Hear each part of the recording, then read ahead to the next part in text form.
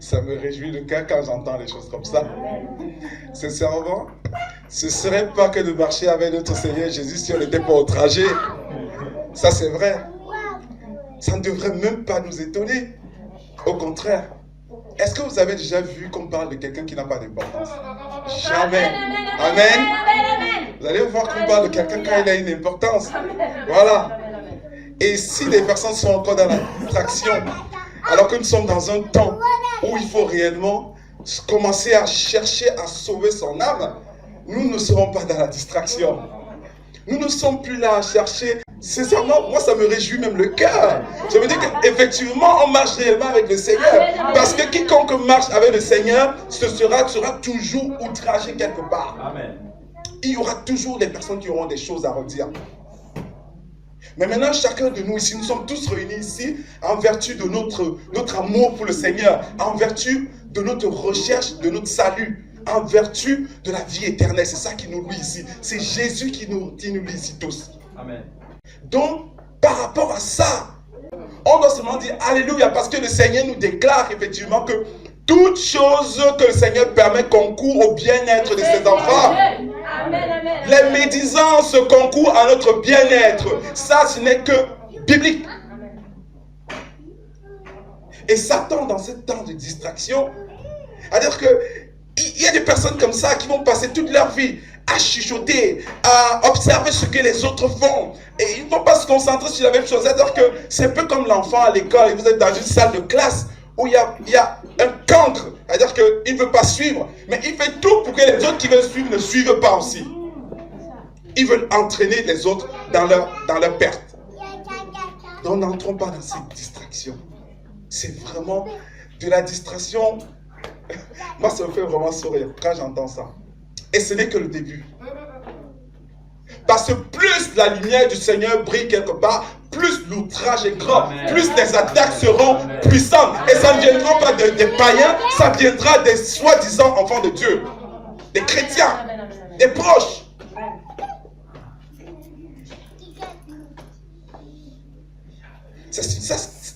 J'aime ce genre de révélation. Amen. Ça, c'est une leçon pour chacun d'entre nous ici, pour qu'on sache que non, la marche avec le Seigneur est accompagnée de ce type de situation. Ça nous prépare aux choses futures qui vont arriver, parce que plus tard, il y aura des choses plus lourdes encore.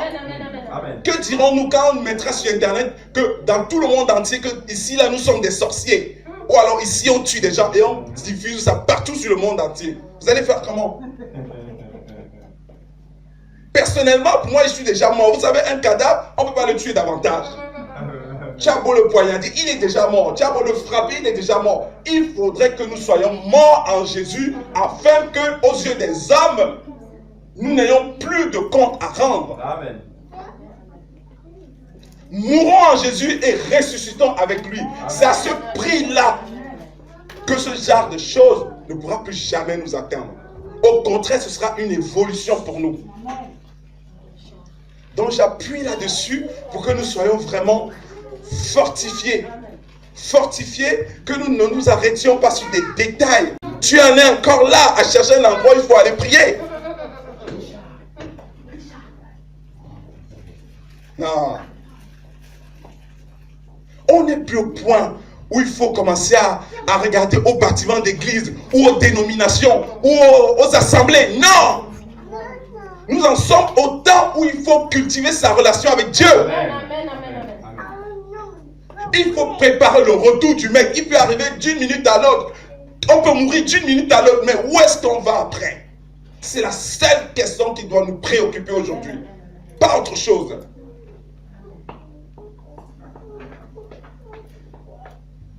Et je suis sûr que le Seigneur, quand il entend des choses comme ça de son trône, il doit rigoler. Il doit sûrement rigoler. Ça doit l'attrister, mais ça doit le faire rigoler en même temps. Parce que c'est triste.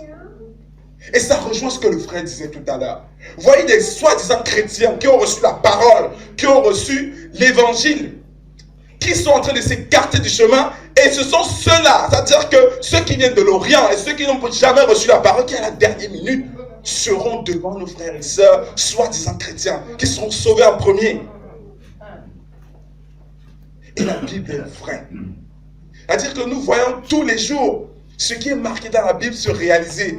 Et nous sommes dans un temps où la terre est mûre. Amen. La terre est vraiment mûre. Tout ce qui a été déclaré dans l'Apocalypse est en train de se réaliser. Vous savez que l'Apocalypse, c'est pas simplement comment, c'est pas comme on imagine, hein, que les catastrophes. Non, non. L'Apocalypse, ça signifie révélation. C'est la révélation. Le Père avait déjà prévu toutes ces choses. Et nous sommes dans une époque où nous risquons de voir ces choses s'accomplir. Amen. Le frère parlait tout à l'heure du gouvernement mondial. Déjà, je tiens à préciser que quand on est enfant de Dieu, on n'a pas vocation à faire de la politique. Soyons d'accord là-dessus. Mais nous avons vocation à observer ce qui se passe autour de nous. D'où le frère disait tout à l'heure qu'il est important de regarder les informations, même si parfois les informations sont truquées ou ne sont pas toujours justes. Mais il est important de savoir ce qui se passe Amen. sur la terre entière. Parce que le Seigneur n'a pas son regard simplement sur la ville de Chartres ou bien chez nous à la maison. C'est sur la terre entière que les choses se passent. Et toutes les choses qui ont été prévues dans la Bible avant le retour du Seigneur, nous sommes en train de le vivre. Avec les déplacements des populations, les meurtres, les génocides, toutes sortes de choses sont en train d'arriver.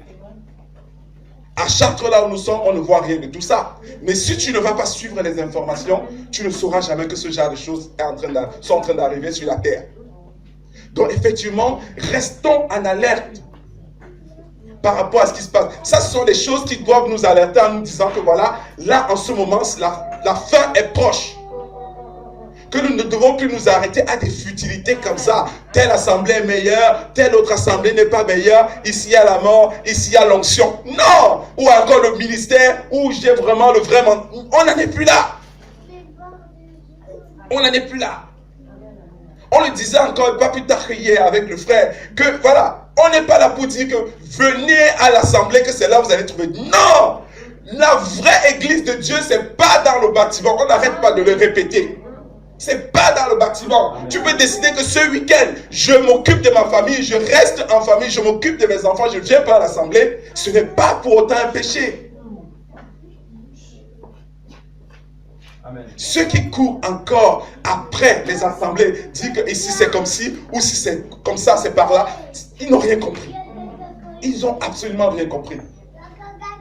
Donc pour revenir à ce que le frère disait tout à l'heure, par rapport à la mondiale, par rapport au gouvernement mondial qui est en train de se mettre en place, ça date depuis très longtemps.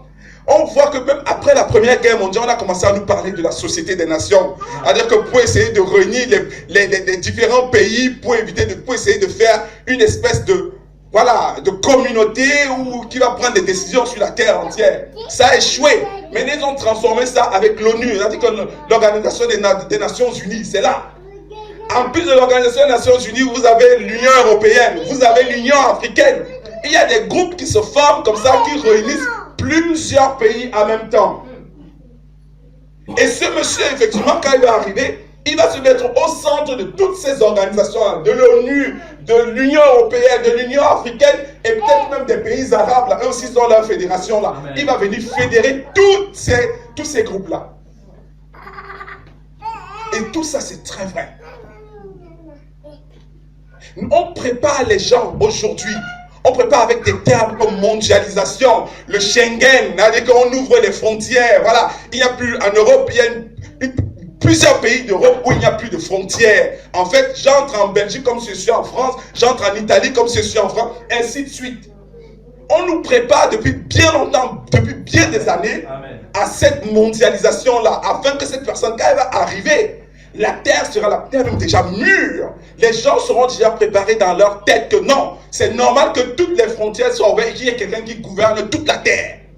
Ce ne sera plus, on ne verra plus ça comme quelque chose d'étrange. On nous prépare petit à petit à ces choses-là. Petit à petit. C'est à nous aujourd'hui de savoir que voilà, nous ne voulons pas être comme les autres. Nous avons reçu le vrai évangile. Nous savons où est-ce que nous allons. Nous savons à quoi nous nous attendons. Amen. Nous savons que le Seigneur revient bientôt. Nous voulons sauver notre âme. Nous voulons vivre la nouvelle Jérusalem. Nous voulons connaître le millénium. Et pour celui, le chrétien, qui veut connaître toutes ces choses, il va se rendre compte que toutes les autres choses qui sont autour, c'est que de la distraction. Satan met le paquet pour qu'on se distrait. Pour qu'on se distrait. Qu'on sorte de l'objectif qui est d'être sauvé. Le Seigneur me mettait à cœur de partager une notion sur ces commandements. Parce que, voilà, pour être sauvé, il faut suivre les commandements de Dieu. Et il y a une notion qui est très particulière. C'est-à-dire que les commandements sous le temps de Moïse, il y en avait 618. C'était beaucoup. Jésus est venu, il a réduit ça à deux petits commandements. Et il y a une notion essentielle qui ressort de ces deux commandements. C'est l'amour. L'amour. Amen. On peut se poser la question, mais en fin de compte, c'est quoi l'amour? Parfois, nous les hommes, on a tendance à confondre l'amour et le sentiment. Je regarde quelqu'un, il me plaît bien physiquement, il est bien, je m'entends bien avec, je crois que je l'aime. Quand je prends, je mets à la maison, 2 mois après, non, ça ne va plus, il faut qu'on se sépare. Ce n'est pas de l'amour. L'amour véritable, qui permet à quelqu'un de se sacrifier pour un autre. C'est ça l'amour. Et un amour que nous ne voyons plus, même au milieu des enfants de Dieu. Le seul qui a pu nous témoigner encore cet amour, c'est le Seigneur lui-même, en donnant sa propre vie. Amen. Pour nous donner un exemple de ce que c'est que l'amour. On ne demande pas aux gens d'aller donner leur vie pour les autres, non. Mais ça commence par des petites choses, comme la charité, comme, je ne sais pas, le partage. Le simple fait de faire attention à ton prochain. L'amour. Le Seigneur dit dans ces 2 commandements, tu ne connaîtras pas, tu n'aimeras pas un autre Dieu devant ma face. Et son 2e commandement, comme le dit communément les gens, tu aimeras ton prochain comme toi-même. Mais en réalité, c'est ce que tu aimeras pour ton prochain comme pour toi-même. Amen. Mais est-ce que nous appliquons ça? Est-ce que nous l'appliquons? Donc il est très important de repenser ce que c'est que l'amour. L'amour selon la parole, l'amour selon le commandement de Dieu. Parce que cet amour-là, c'est le seul amour qui brise toutes les barrières. C'est le seul amour qui fait en sorte que quand je regarde quelqu'un, je ne regarde plus s'il est noir, s'il est blanc, s'il est métis, c'est une femme autre. Non, je vois simplement un enfant de Dieu. C'est de cet amour-là que je parle. C'est ce même amour qui a vaincu la mort. Il a donné son sang afin que nous, afin que les captifs même soient libérés. Il est descendu jusqu'au séjour des morts parce qu'il a été tué. Les autres ont été libérés. C'est cet amour qui te libère du péché. C'est cet amour qui brise les chaînes. Amen.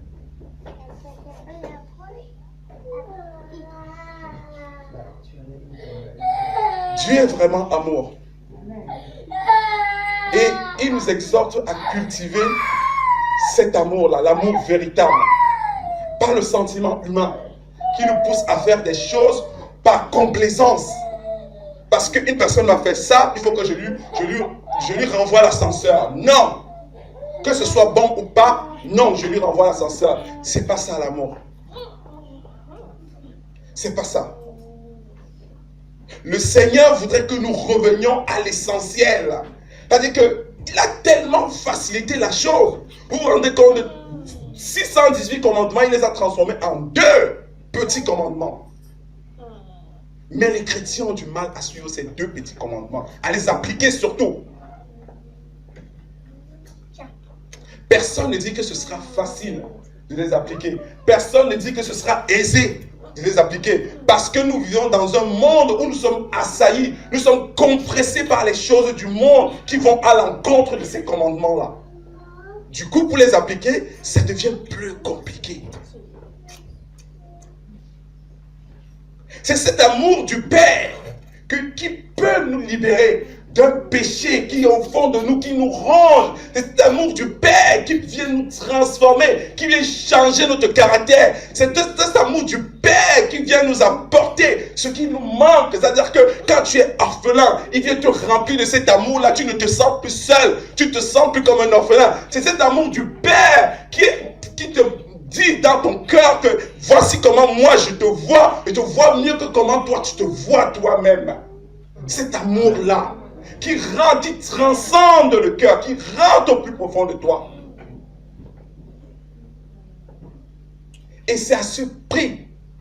Quand tu connais déjà cet amour de Dieu qui rentre dans ton cœur, tu commences à te voir autrement que toi-même tu te voyais avant. Ou que tu pensais que les autres te voyaient. Le Seigneur voudrait que nous tous ici, et on le redira toujours, que nous sachions que nous ne sommes pas n'importe qui. Qu'avec lui dans notre vie, lui il nous voit simplement comme des lumières qui sont prêtes à éclairer les autres. Notre vie chrétienne ne doit pas se limiter à l'assemblée. Non. Ça ne doit pas se limiter à l'assemblée. Ça doit se continuer dans notre vie de tous les jours. C'est-à-dire que le dépôt que le Seigneur a mis en chacun de nous doit germer au point où à chaque fois qu'on arrive quelque part, que ça se répande autour de nous. Amen. Toujours et toujours. C'est cet amour de Dieu qui te fait, qui te dit que voilà, tu vaux mieux que ce qu'on pense de toi. Ce que tu penses toi-même de toi, c'est cet amour-là.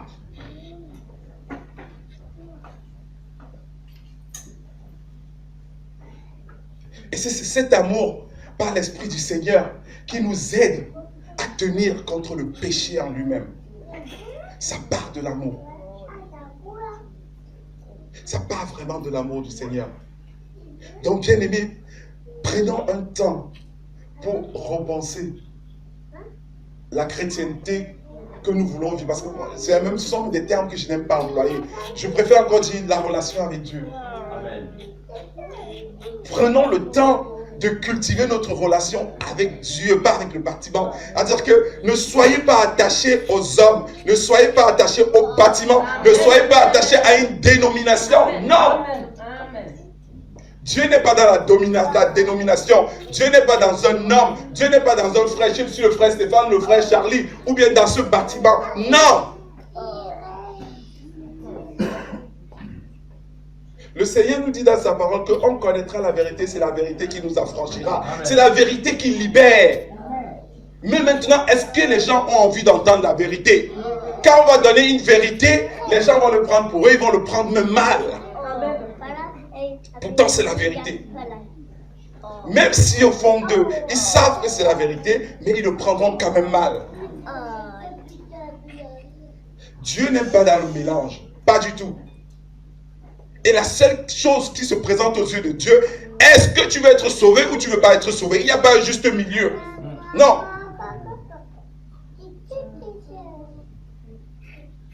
Le temps où on restait, on se disait, oh, Dieu connaît quand même mon cœur, Dieu va voir mon cœur, ainsi de suite. Ce temps est passé.